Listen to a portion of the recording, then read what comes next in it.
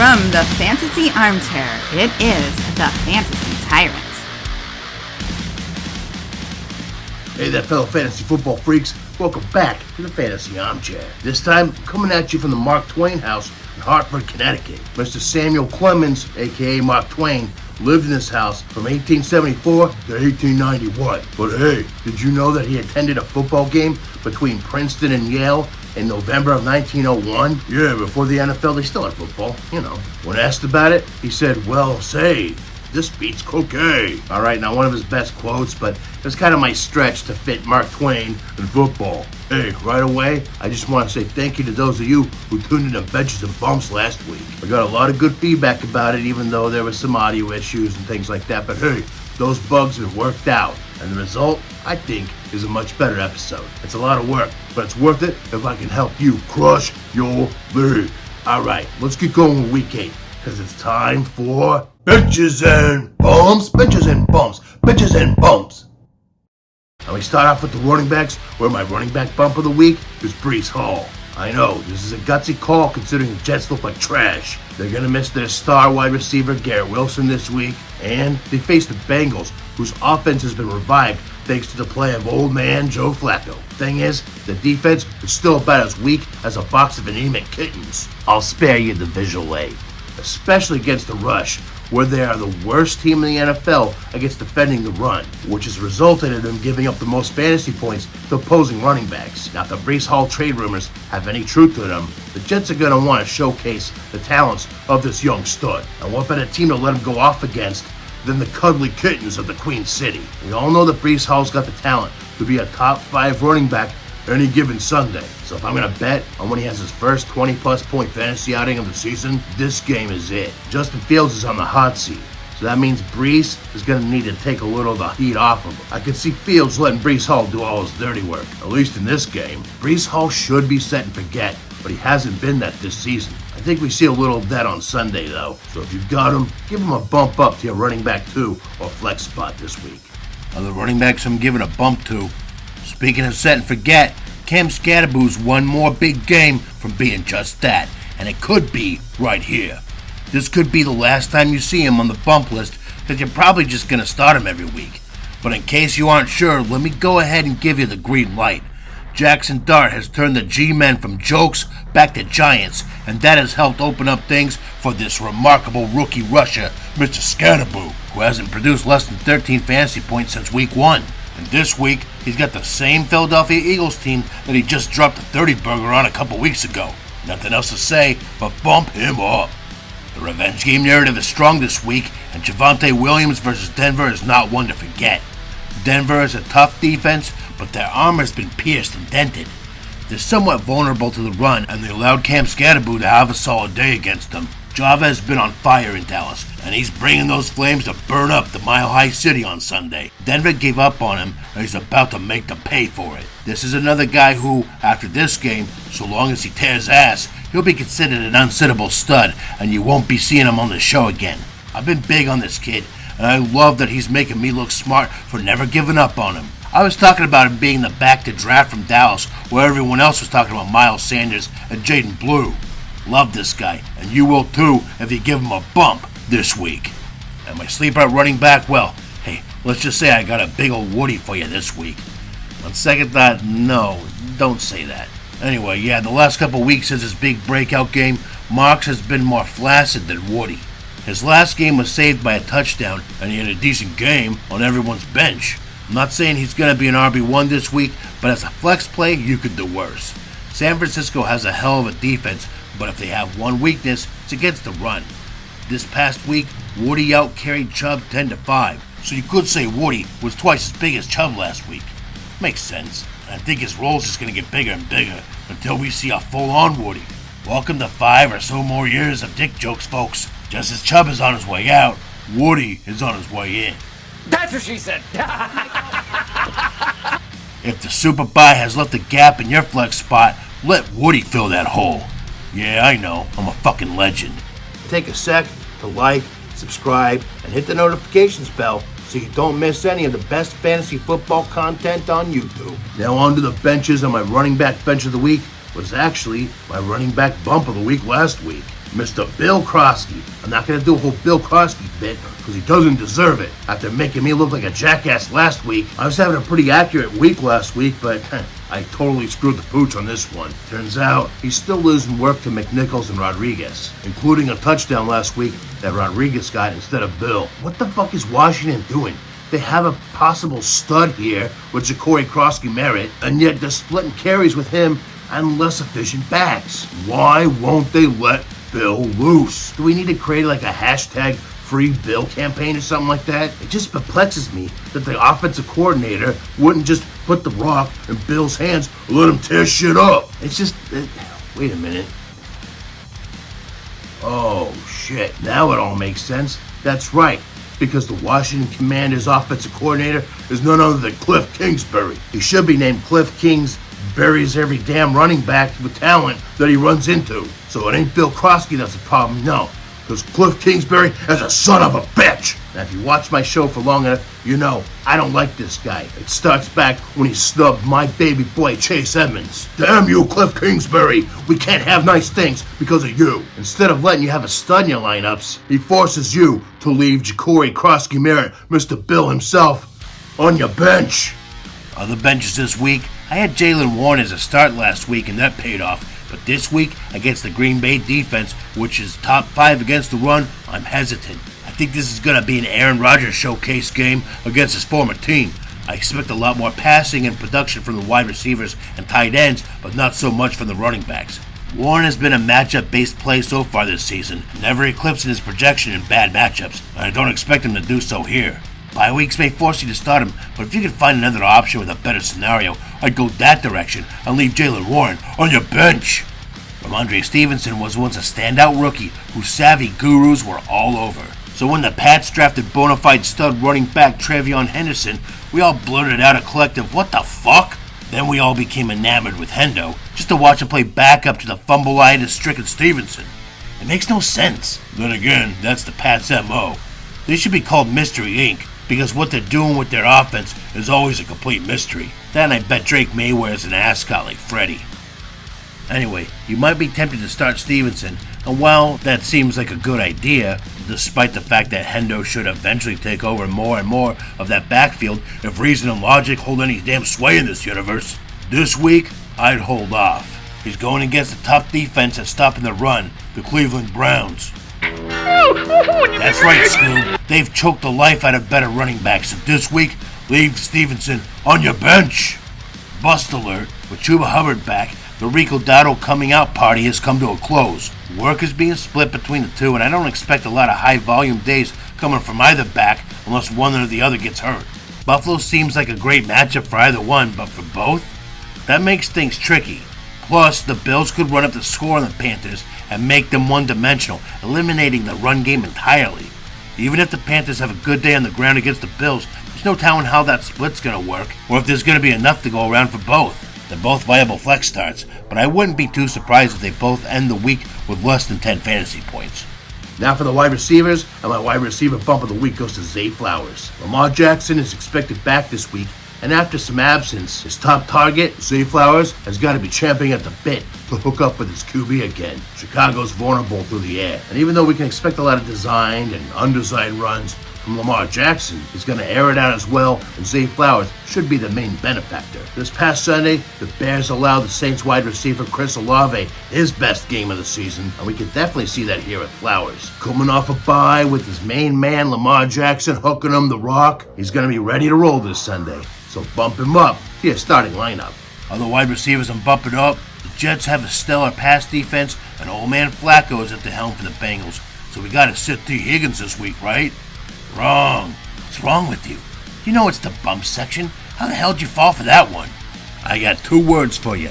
No sauce. That's right. The Jets will be without Sauce Gardner, so that'll mean that Jamar Chase will need extra attention from the defense to make up for that, leaving Higgins with the 3rd or 4th cornerback on the Jets depth chart covering him. And that could mean a big game for Higgins. Besides which, Flacco looked great last week after barely any turnaround time with his new team.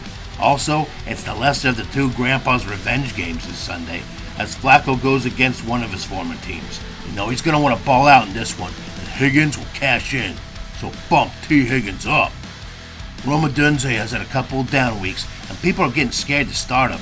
Otherwise, I wouldn't even have him in this section, because he's a borderline stud, despite a couple of off weeks. This week, he goes against the reviving but still banged up and half-depleted Baltimore defense, which has given up the 6th most fantasy points to opposing receivers. I expect a good game from Caleb Williams despite him pissing in my face last week. There's a little bonus QB bump there for you.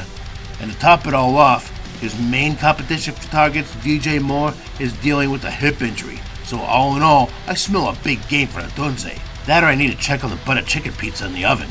Either way, bump Rome up. Got a sleeper for you. Tez Johnson was missing from the waiver wire list on many of the analysts who didn't wait until after the Monday games to do their list, but he wasn't missing from mine, and this week he could be a good start. Mike Evans is out for a couple months, Chris Godwin is out for the foreseeable future, and Mecca Ibuka is still nursing a hammy. The Saints have been playing better on offense and can score, so the Bucs can't just rely on the defense. Chances are there's going to be a decent amount of scoring in this game, and we could see at least a wide receiver 3 flex level day out of Tez. It's a mega bye week, so you might take a chance on Tez Johnson, at least in daily fantasy. Over to the benches, and this week, I'm benching Terry McLaurin. Halloween is a week away, and it's getting kind of spooky out there. In fantasy football land, it ain't no different. This week, the injuries and bye week blues have piled up so many unusable fantasy assets. We're reaching for straws, just trying to find guys to plug into our lineup. So when you get some of those guys back in, you gotta start them, which means you're gonna want to start Scary Terry. But unless you're absolutely forced to, I consider sitting him on the pine. Jaden Daniels is out with injury again, this time with a hammy. So it's gonna be Super Mariota throwing him the rock again when the Commanders take on the Chiefs on Monday Night Football. And while Marcus Mariota is not a completely incompetent quarterback, I don't exactly expect him to light it up either. Kansas City's got a killer pass defense led by the likes of Trent McDuffie, Jaden Hicks, and Jalen Watson. I think this is actually going to be a lower scoring affair, plus Debo's going to be back, so that's going to take targets away. All in all, it doesn't bode well for Terry McLaurin this week. If you start him and expect him to scare you up some points this week, you might be setting yourself up for an awful fright. So don't be afraid to put Scary Terry on your bench. Some other wide receivers I'm benching. Okay, this is kind of cheating because I'm saying that you should bench all 49ers receivers this week. Mac Jones is going to be under center again, and well, he tends to favor Kendrick Bourne. Jennings will be fully healthy, and George Kittle, who put up a donut last week, will be looking to get peppered with targets this week. He kind of threw Shanahan under the bus and apologized to fantasy managers. I see him and CNC putting up good numbers this week, but the Niners receivers, maybe one of them catches a touchdown, but who? Jennings? Bourne? Robinson? Who knows? And since they're squaring off against the Texans, it could very well be none of them. Hell, even if Ricky Pearsall miraculously comes back this week, I ain't starting him either, because you know he'll get the Derek Stingley treatment. If I were you, I'd leave all, and I mean all your 49ers receivers, on your bench. I do think that Keon Coleman is eventually the clear top dog among the wide receivers in Buffalo, but for now, the consistency just isn't there. He started off this season with a huge game, and that got his fantasy owners excited, but he's only had 1 touchdown since, and is averaging under 5 targets and 6.5 fantasy points per game since week 2. Coleman plays the vast majority of his routes on the outside, and the Panthers are allowing the lowest completion rate in the league for receivers on the outside at 53%. Not to mention they're allowing the 3rd fewest fantasy points to wide receivers this season. Add it all up, and it's a great big on your bench. Bust alert. Okay, so it seems like a great matchup for Xavier Worthy, and with the bye week blues and injuries, you may need to start him, but I temper my expectations. On paper, it looks good, but with Rashee Rice back in the mix, dominating the targets, Worthy has gone back to his gadget and deep threat role. Yeah, they could use some trick plays where he scores a touchdown or rips off a big run or something, but I think he's more likely to have a quiet day like last week. You probably can't afford to sit him, but if he lays an egg, don't say I didn't warn ya. Now onto the QBs, and my QB bump of the week is Bo Nix. Bo's another guy that I might be considering an unsittable stud if he has another good week here. Now, I was higher up on him than most analysts were in the preseason, and most games this season, he's made me look good with that. Like last week, when he almost threw down 40 fantasy points against the Giants. After seeing that, I thought, how's he going to top that this week? Well, against the fantasy point fiesta known as the Dallas Cowboys, it can be done. The Cowboys have a high-powered offense and a complete shit defense, which is a recipe for a ton of fantasy points this week. And I feel confident about that prediction because the Cowboys are giving up the most fantasy points to quarterbacks on the season. Bo Nix is on fire, and if it weren't for his production last week, I would actually be predicting that this would be his hottest week of the year. From here on out, you're probably only going to hear me talk about him on the show if he happens to be a bench. Like maybe possibly next week against the Texans. Tune in next week to see. But for this week, give Bo Nix the bump up to your starting lineup. Other quarterbacks I like, Jordan Love's had some ups and downs this season, but those have been somewhat predictable. He has good games against teams that are bad versus the pass, and that's exactly what he's got this week. Pittsburgh allows the fourth most fantasy points to quarterbacks, and given Love's pattern as of late, I think he gets about 22 or 23 points this week. The Steelers' secondary is weak. Romeo Doubs and Matthew Golden are looking good, and Tucker Craftsman's special this season. This might be Love's best matchup of the year, and he's got the personnel to get the job done. So if you're ever going to start him, this is the week. If you need a fill-in QB and he's available, pick him up and give him a bump this week. Yeah, you're reading that right. It says Grandpa's Revenge, because I'm recommending a 2-for-1 here, showcasing a pair of geriatric ball huckers facing off against their former teams. As Joe Flacco takes on the Jets, and more importantly, Aaron Rodgers gets his chance to fuck up the Packers. Expect both of these Silver Foxes to light up the scoreboard against their former teams. Not just because of the revenge narrative, but because Joe Flacco is throwing to the best wide receiver duo in the NFL at home against a middling Jets defense missing the top corner, Sauce Gardner. No sauce, Joe's going boss. And on the other side of the proverbial hill, we got Aaron Rodgers with his full arsenal at his disposal, and last week he established a connection with Pat Freiermuth, and this week Calvin Austin makes his return. DK Metcalf and Jonnu Smith are always threats to score too, and I think this week Rodgers will utilize all of them. Maybe they'll get one touchdown apiece, I don't know. Maybe not quite like that, but I wouldn't be surprised if he goes for well over 300 yards and 4 touchdowns. Green Bay ain't nothing special versus the pass, so I see nothing stopping A-Rod from going postal on his old squad. For me, both Flacco and Rodgers are getting a bump up this week. That's who I'm starting, but who am I benching? Well, this week, I think Indiana Jones is going to be more like Pitfall Harry. Hey, where are my fellow Atari kids at? Daniel Jones has been a solid start almost every week this season, but going against the Tennessee Titans and an underrated pass defense, even without L'Jarius Sneed, he may just want to hand it off to JT a little bit more this week. Just let Jonathan Taylor run the offense, literally. Also, Titans games tend to be a bit slow without a lot of scoring, and it's pretty easy for teams to fall in their pace with them. So we could see a lot of defense as well as a lot of Jonathan Taylor, because the Titans are giving up the 4th most fantasy points to opposing running backs. Now Jones might get some of those carries, but I don't think it's going to be enough for him to have a super day. I don't think he shits the bed, but I don't think he's going to need to do too much either. So see you later, alligator. Put Danny Dimes on your bench. Other QBs I'm benching, Mac Jones has had some heroic weeks at the helm for the Niners, but last week he was a complete dud. Atlanta is tough against the pass and stingy versus fantasy quarterbacks, and last week that resulted in Mac Jones' pathetic 6.18 fantasy points. Atlanta's the second best team versus opposing quarterbacks in fantasy, second only to, you guessed it, their opponents this week, the Houston Texans. Coached by none other than the 49ers' former defensive coordinator, DeMeco Ryans. Is this yet another revenge game? Alright, that might be a stretch, but he's definitely got some extra motivation to pass on to his team this week, especially on the defensive end. On the road with a banged-up, incomplete receiving core against a top-tier pass defense with a defensive-minded coach looking to tee off on his former team, I ain't liking the sound of that. This week, you gotta leave Mac Jones on your bench.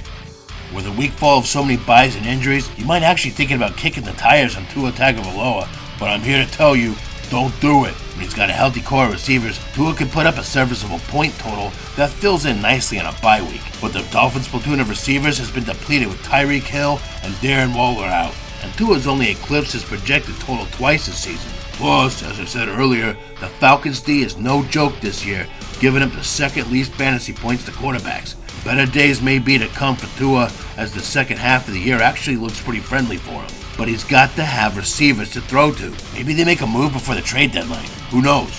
What I do know is, unless you're trying to lose this week, pick up someone else and leave Tua on the waiver.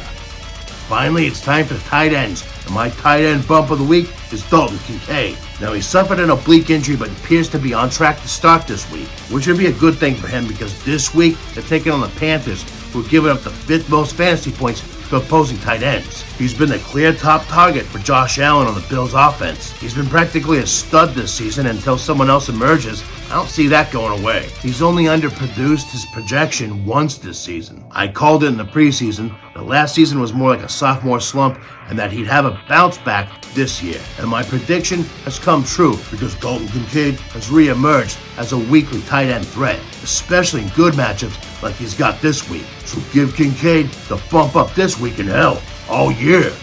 Alright, other tight ends I like. There was a joke going around that this would be it. Finally, this is Kyle Pitts' year. He's a big sleeper this season, and savvy players will be happy to take him in the last round of their draft, yada yada yada. Big joke, right? Well, yeah, I actually thought there was a little truth to that joke, and actually drafted him late in some leagues. And you know what? He hasn't been half bad. Not the superstar breakout we joked about, but a decent streaming option in good matchups. And this week fits that bill as the Falcons square off against the Dolphins, who are just falling apart, but somehow effective against wide receivers. Tight ends, on the other hand, not so much, as they rank bottom 10 versus the position. I think Pitts has one of those 6-catch, 72 yards and a touchdown kind of games, worth a bump if you need a fill-in at tight end this week. Cade Otton is a tight end I've been on about since he came into the league. He has the talent, no question. The only thing stopping him from being a stud was the plethora of mouths to feed in the Bucs offense. Well, now that Evans and Godwin are both out and Ibuka is still nursing a hammy, Otton is getting more attention. He's had 5+ targets the past 3 weeks, including last week when he caught 7 passes on 9 targets for 65 yards. He's yet to hit pay dirt this season, but this may be the week he does it. The Saints D is nothing to be afraid of, and Otton's going to likely be the second in pecking order for targets. Until other pass catchers come back, Otton's worth a bump up in good matchups. Like this week, bump him up. So who am I benching? Well, this week, I'm not too keen on Zach Ertz. Now, he's been another late-round tight end that's paid off for many of us fantasy managers. At least when Jaden Daniels healthy. When he's out there with Marcus Mariota like he is this week, though, he hasn't done shit. In fact, Ertz has had no less than 5 targets per game when Jaden Daniels is at the helm. But when the not-so-super Mariota's there, he's averaged fewer than 4. Plus, the Chiefs have been one of the best teams at keeping tight ends under wraps this year. Now, I wouldn't drop Ertz if you can afford to keep him in your reserves, because he's got some good weeks coming up. This week, though, pick up one of those other guys I suggested and leave Zach Ertz on your bench. Couple more tight end benches this week. Actually, wait, did I fuck up and not swap the right players in this graphic? No, I just have the same 2 additional benches I had last week. One paid off and the other didn't. And the one that didn't was Theo Johnson. Dart is a stud, and we're starting him indefinitely. His pass catchers will definitely benefit, but this week, I think we're going to see a lot more from the wide receivers, and not so much from tight end Theo Johnson. He had a decent outing against the vaunted Denver defense, so why am I going back to what seems like an empty well and suggesting you sit him? Because this week, Theo Johnson goes against the same Eagles defense that held him to 2 catches for 27 yards a couple weeks ago. Philly's allowing the 4th least fantasy points from tight ends on the season, so Theo's not been the only tight end they shut down. So this week, I think I'm going to redeem myself by telling you to once again leave Theo Johnson on your bench. And yeah, I've got Hunter Henry here once again this week. Like I said, I think Hunter Henry is one of the more reliable targets on the Patriots, but that's like saying that Billy's the most stable Baldwin brother.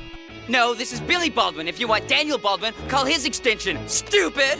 I'm a fan of Hunter Henry, but at this point, I'm only starting him in plus matchups, and this week, he gets a tough Cleveland Browns D. I see this game as being more of a defensive struggle in the trenches than any kind of shootout. There's going to be plenty of better games to start Hunter Henry, but this week, if you have other options with better matchups, start them and leave Hunter on your bench.